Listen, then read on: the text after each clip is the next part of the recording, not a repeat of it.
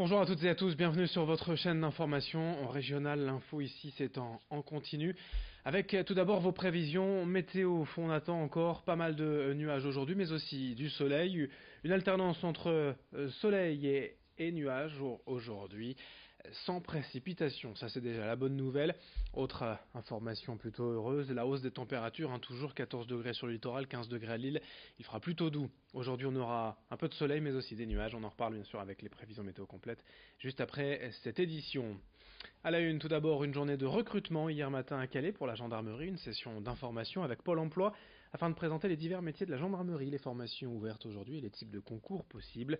Au total, il existe plus de 400 formations pour devenir gendarme en tant que motard, maître chien, agent administratif ou technique ou encore membre du GIGN. Les postes sont très variés et surtout notez que la plupart de ces métiers sont accessibles sans diplôme préalable. Les formations internes suffisent à intégrer la gendarmerie.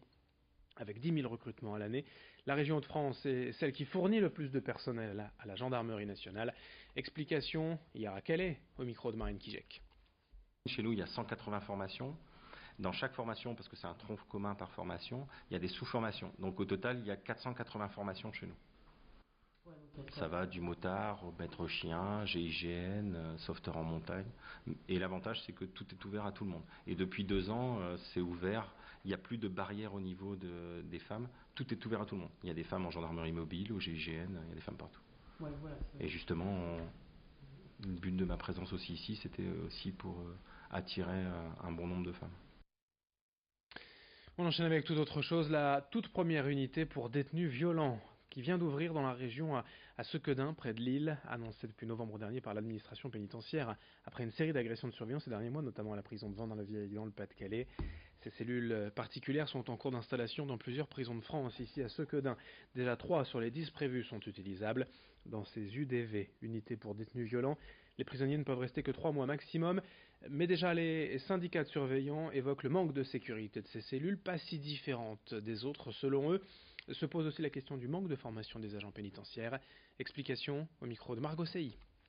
Depuis 2005, on avait un quartier, on a un quartier qui est un peu extérieur à la détention, qui d'abord était un établissement pour mineurs, qui est après devenu une maison centrale, et donc il est éloigné de la détention, donc on retrouve une bonne partie des critères de ce qu'on appelle un quartier étanche. Et c'est ce qui permet de pouvoir ouvrir cette unité. Une unité pour détenus violents. C'est ce qui a été, c'est ce qui relève du relevé de conclusion de 2018, où on avait demandé à pouvoir avoir une gestion particulière de ces détenus dans des structures étanches. Donc il faut aussi faire la part des choses entre un détenu violent et un détenu dangereux. Ça veut dire que c'est des détenus qui sont passés à l'acte, en général, à avoir agressé du personnel sur d'autres structures, enfin sur la région en général, parce que les UDV sont spécifiques aux régions. La phrase du jour en partenariat avec le quotidien CNews, elle concerne la région et les prochaines lignes ferroviaires TGV dans la région, notamment l'arrêt à Douai entre Lille et Paris qui est menacé. Du coup, Christian Poiret, douaisien, premier vice-président du département du Nord, annonce: nous demandons simplement à garder nos TGV pour permettre à notre territoire de ne pas être isolé. La mobilité est vitale pour notre arrondissement. Il parle de Douai, mais bien sûr d'autres sont concernés dans le même cas, puisque vous le savez, la prochaine convention TER et SNCF est en cours de négociation et la région craint des suppressions de lignes ou d'arrêts dans certains arrondissements. Une image bien connue de la Côte d'Opale à présent, à Sangatte comme ailleurs en haut de la falaise, plusieurs blocos de la Seconde Guerre mondiale menacent de s'effondrer, dont celui-ci particulièrement près de la Descendrie. Depuis toujours la falaise subit l'érosion naturelle, des vagues, des pluies et du vent, le trait de côte recule et les blocos du mur de l'Atlantique sont condamnés à tomber sur la plage. Ces dernières années, le béton apparaît de plus en plus, on aperçoit bien désormais la structure du bloc, mais face aux menaces d'éboulement, la plus grande prudence est de mise dans le secteur. Mieux vaut ne pas s'aventurer aux abords et surtout pas au pied des blocos. Image signée à Sangatte, Louis Caillé. Dans ce journal à présent, en image, le Lille Clean Up Challenge organisé par 2 jeunes lilloises, Camille et Dounia. Vous le savez, les jeunes sont de plus en plus en marche pour le climat, pour protéger la planète. C'est un concours officieux de ramassage des déchets en ville. On connaît déjà les ramassages sur les plages du littoral notamment. Elles veulent ramasser les détritus égarés dans les alentours, sur les trottoirs ou dans les rues. Seulement 8 personnes, malheureusement, ont répondu à l'appel pour cette première, mais pour les organisatrices, l'important est de sensibiliser petit à petit. Elles espèrent mobiliser beaucoup plus de monde la prochaine fois. Elles invitent d'ailleurs toutes les personnes intéressées à les rejoindre sur leur page Facebook Clean Up Lille pour se tenir informé des prochaines actions ou pourquoi pas organiser ce jour de concours dans d'autres villes de la région.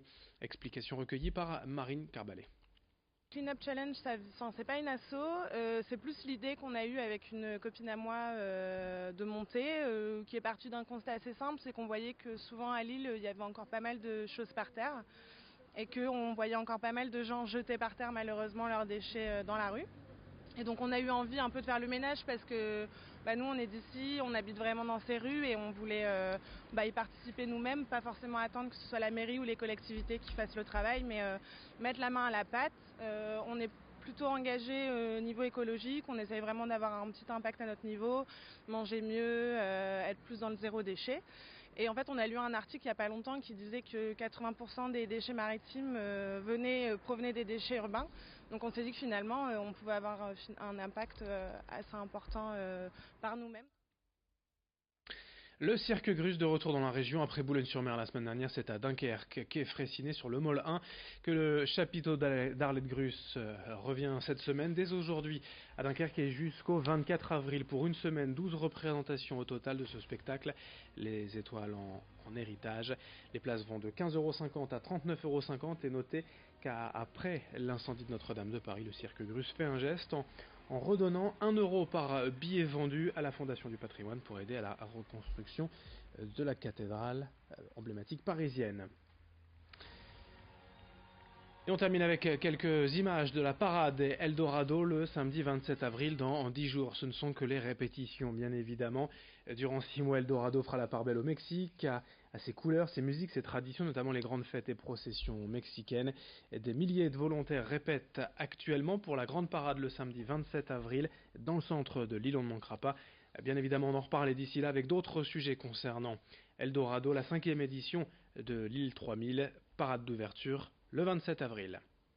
Fin de ce journal, à suivre bien sûr vos prévisions météo, puis d'autres infos dans un instant. Très bonne journée à toutes et à tous, ensemble sur votre chaîne d'info régionale.